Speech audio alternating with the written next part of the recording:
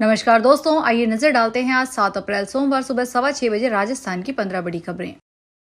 Jaipur police commissioner Biju George Joseph 10 अप्रैल को जामडोली थाने में जन सुनवाई करेंगे। इस दौरान जयसिंहपुरा, खौर, गलता गेट, ट्रांसपोर्ट नगर, खोग नागौरियन, जामडोली, कानोता, बस्सी क्षेत्र के लोग अपनी परेशानी लेकर पुलिस कमिश्नर से रूबरू हो सकते हैं। जयपुर पुलिस कमिश्नर के सीनियर अधिकारी 10 अप्रैल को दोपहर 4 बजे से शाम 7 बजे तक जामडोली में सुनवाई करेंगे। प्रधानमंत्री नरेंद्र मोदी ने रविवार को तमिलनाडु के रामेश्वरम में एशिया के पहले वर्टिकल लिफ्ट पम्बन ब्रिज का उद्घाटन किया। 2.8 किलोमीटर लंबे ब्रिज की नींव रखकर 2019 में मोदी ने ही रखी थी। भाषा विवाद के कारण तमिलनाडु के सीएम एम.के. स्टालिन कार्यक्रम में नहीं आए थे। ब्रिज रामेश्वरम को भारत की मुख्य भूमि तमिलनाडु के मंडपम से जोड़ता है। प्रधानमंत्री मोदी ने ही नवंबर 2019 में इसकी नींव रखी थी। भविष्य को ध्यान में रखते हुए इसे डबल ट्रैक और हाई स्पीड ट्रेनों के लिए डिजाइन किया गया है। स्टील से बने इस ब्रिज में पॉलीसिलॉक्सन कोटिंग की गई है, जो इसे जंग और समुद्र के नमकीन पानी से बचाएगी। पुराना पुल 2022 में जंग लगने की वजह से बंद कर दिया गया था। इसके बाद से रामेश्वरम और मंडपम के बीच रेल कनेक्टिविटी खत्म हो गई थी। वक्फ संशोधन कानून का गजट नोटिफिकेशन जारी होने पर बीजेपी प्रदेशाध्यक्ष मदन राठौड़ ने खुशी जताई है। उन्होंने कहा कि इस संशोधन से मुस्लिम समाज के गरीब व्यक्ति का उत्थान हो सकेगा। हम किसी की भी जमीन नहीं छीन रहे हैं। आज आप देखते हैं कि मुस्लिम समाज में कितनी गरीबी है। इन्होंने मुसलमानों को टायर पंचर निकालने से ज्यादा आगे नहीं बढ़ने दिया है। हम चाहते हैं कि वह भी समृद्ध बने, यह हमारी सोच है। हमें किसी की जमीन नहीं चाहिए। राजस्थान के शिक्षा मंत्री मदन दिलावर ने कहा कि सरकारी विद्यालयों में वितरित की गई घटिया गुणवत्ता वाली स्पोर्ट्स किट की जांच करवाई जाएगी। श्री दिलावर ने रविवार को राजस्थान में झुंझुनू जिले के टमकोर गांव स्थित महाप्रज्ञा इंटरनेशनल स्कूल में आयोजित कार्यक्रम में कहा कि जो भी व्यक्ति, अधिकारी, कर्मचारी इस घोटाले में दोषी पाया जाएगा, उसके खिलाफ कठोरतम कार्रवाई की जाएगी। राजस्थान के मुख्यमंत्री भजन लाल शर्मा 8 और 9 अप्रैल 2025 को श्रीगंगानगर के 2 दिवसीय दौरे पर आ रहे हैं। मुख्यमंत्री 8 अप्रैल को शाम 7 बजे सड़क मार्ग से गंगानगर पहुंचेंगे। वे सूरतगढ़ स्थित एक होटल में रात्रि विश्राम करेंगे। 9 अप्रैल को मुख्यमंत्री सुबह कार्यकर्ताओं से संवाद करेंगे। सुबह 11 बजे वे नई धान मंडी में सरसों के समर्थन मूल्य पर खरीद का शुभारंभ करेंगे। इस दौरान वे किसानों और व्यापारियों से भी मुलाकात करेंगे। इसके बाद मुख्यमंत्री शिवपुर हेड का निरीक्षण करेंगे। फिर श्रीकरणपुर मार्ग से बुड्ढा जोहर जाएंगे। वहां से Suratgarh super thermal power station पहुंचेंगे। थर्मल पावर स्टेशन का निरीक्षण करने के साथ अधिकारियों के साथ बैठक करेंगे।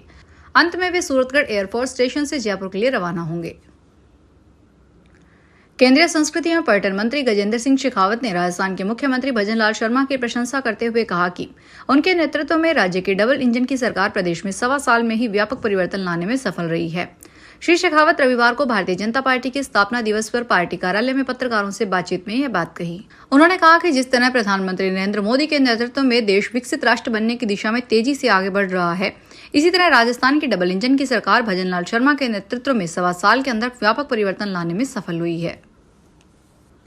केंद्रीय गृह मंत्री अमित शाह रविवार दोपहर करीब 3:30 बजे कोटपुतली के पावटा स्थित अहीर की बावड़ी में स्थित बाबा बालकनाथ आश्रम पहुंचे। यहां आयोजित 108 कुंडीय महामृत्युंजय रुद्र महायज्ञ पूर्णाहुति के दौरान महाकाल की आरती में शामिल होने के बाद सभा स्थल पहुंचे। इस कार्यक्रम में केंद्रीय पर्यावरण मंत्री भूपेंद्र यादव और राजस्थान के मुख्यमंत्री भजन लाल शर्मा भी मौजूद रहे। गृह मंत्री अमित शाह ने बाबा बस्तीनाथ पर प्रणाम करते हुए अपने भाषण की शुरुआत की। गृह मंत्री ने कहा, मैं बहुत कम उम्र में सामाजिक जीवन से जुड़ा हूं। बहुत से सामाजिक कार्यक्रमों में गया हूं, लेकिन ऐसे कार्यक्रम को मैंने आज तक नहीं देखा। यहाँ इस रामनवमी से अगले रामनवमी तक 108 कुंडीय महामृत्युंजय महायज्ञ होंगे। उन्होंने कहा, मैं यहाँ नाथ संप्रदाय के बारे में बात करने आया हूँ। यहाँ महाप्रभु आदिनाथ से 9 गुरुओं तक और उसके बाद भी नाथ संप्रदाय ने समाज के उत्थान की बात की है। ये जो अखंड भूमि है, एक महायोगी ने इसको शुरू किया और बद्रीनाथ आज इसे आगे बढ़ा रहे हैं। बाबा बालकनाथ जी भी ऐसे महायोगी थे जिन्होंने देश और विदेश में 84 धुनों की स्थापना कर अपने पूरे जीवन को धर्ममय बनाने का काम किया।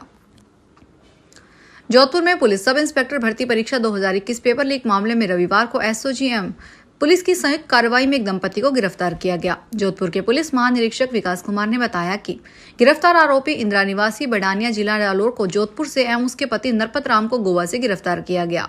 आरोपी इंदिरा ने एसआई परीक्षा में हरखू जाट के स्थान पर डमी अभ्यर्थी बनकर परीक्षा दी थी। इसमें हरखू उत्तीर्ण हो गई और प्रशिक्षु एसआई के रूप में उसका चयन भी हो गया था। आरोपी दंपति ने इसके बदले हरखू से 15 लाख रुपए लिए थे। हाई कोर्ट ने एक ही भर्ती में अभ्यर्थियों को सेवा लाभ के अलग अलग मापदंड अपनाने पर माध्यमिक शिक्षा विभाग सहित अन्य को नोटिस जारी कर जवाब मांगा है। जस्टिस अनूप दंड की अदालत ने यह आदेश रामनिवास मीणा व अन्य की याचिका पर सुनवाई करते हुए किए हैं। याचिकाकर्ता के अधिवक्ता रघुनंदन शर्मा ने बताया, तृतीय श्रेणी अध्यापक भर्ती 2016 के तहत सफल अभ्यर्थियों को विभाग ने 2018 में नियुक्तियां दी थी, लेकिन उस समय विभाग से वेटिंग लिस्ट नहीं निकाली थी। हाईकोर्ट के आदेश से विभाग ने वेटिंग लिस्ट निकाली और कई विषयों के खाली पदों पर शेष चयनित अभ्यर्थियों को 2022 में नियुक्तियां दी। किसानों के प्रति सरकार की अनदेखी के चलते सरसों और चने के न्यूनतम समर्थन मूल्य पर खरीद में देरी करने से किसानों को सरसों में 265 करोड़ रुपए से अधिक का घाटा उठाना पड़ रहा है, जिसकी भरपाई सरकार को करनी चाहिए।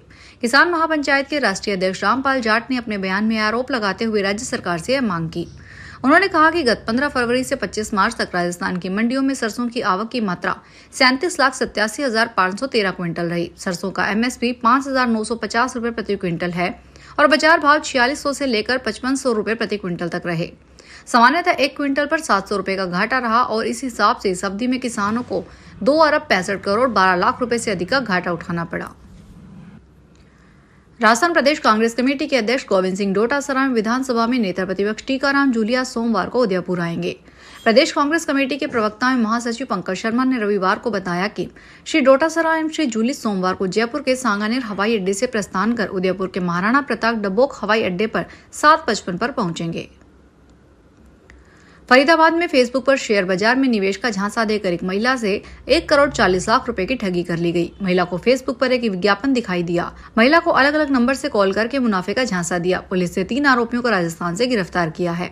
जानकारी के अनुसार ग्रीनफील्ड कॉलोनी की रहने वाली एक महिला फेसबुक पर सर्फिंग कर रही थी, तभी उसे शेयर ट्रेडिंग सिखाने का एक विज्ञापन दिखा। विज्ञापन पर क्लिक करते ही वह एक व्हाट्सएप ग्रुप से जुड़ गई।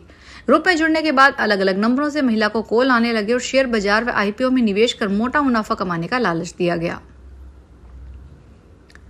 राजस्थान हाउसिंग बोर्ड अप्रैल और मई में प्रदेश के 10 जिलों में आवासीय योजनाएं लॉन्च कर रहा है। इसमें अलग अलग इनकम ग्रुप के लोगों के लिए इंडिपेंडेंट घर के साथ ही फ्लैट्स की योजनाएं शामिल है।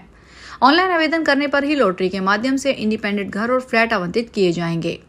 राजस्थान सरकार ने बजट 2025-26 में अलग अलग जिलों में आवासीय योजना लॉन्च करने की घोषणा की थी। अब राजस्थान हाउसिंग बोर्ड अप्रैल और मई में जयपुर, उदयपुर, बाड़मेर, कोटा और हनुमानगढ़ जिले में अलग अलग आय वर्गों के लिए नई आवासीय योजनाएं लॉन्च करने जा रहा है। बारां के अटरू और गजनपुरा, बूंदी के नैनवा व लाखेरी और धौलपुर में आवासीय योजना जल्द ही शुरू की जाएगी। जैसलमेर और कोटपुतली बहरोड में नीमराना के पास शाहजहांपुर में भी योजना की तैयारी चल रही है।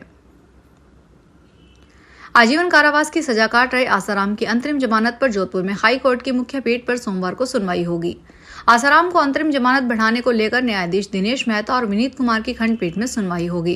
दोपहर 2 बजे ये सुनवाई होगी। इसमें साफ हो जाएगा कि आसाराम को अंतरिम जमानत मिलेगी या नहीं।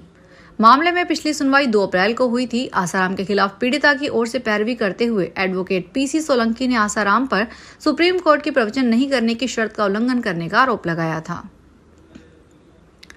राजस्थान में 12 की कृषि उपज मंडी में माल का उठाव नहीं होने और 3 लाख कट्टे से अधिक की गेहूं की आवक होने से व्यवस्था बनाए रखने के लिए प्रशासन ने 8 अप्रैल तक मंडी बंद रखने का ऐलान किया है। मंडी सूत्रों ने रविवार को बताया कि गेहूं की बम्पर आवक के चलते मंडी में गेहूं रखने के लिए जगह ही नहीं है। मंडी में कुल करीब 6 लाख कट्टे से अधिक गेहूं है, जिसके चलते आज सुबह से फिर माल उठाव का काम शुरू हो गया है। वहीं मंडी 2 दिन रखने का निर्णय लिया गया है। फिलहाल के लिए इतना ही। बड़ी खबरें देखने के लिए चैनल को सब्सक्राइब करें। देखते रहिए SPT न्यूज। धन्यवाद।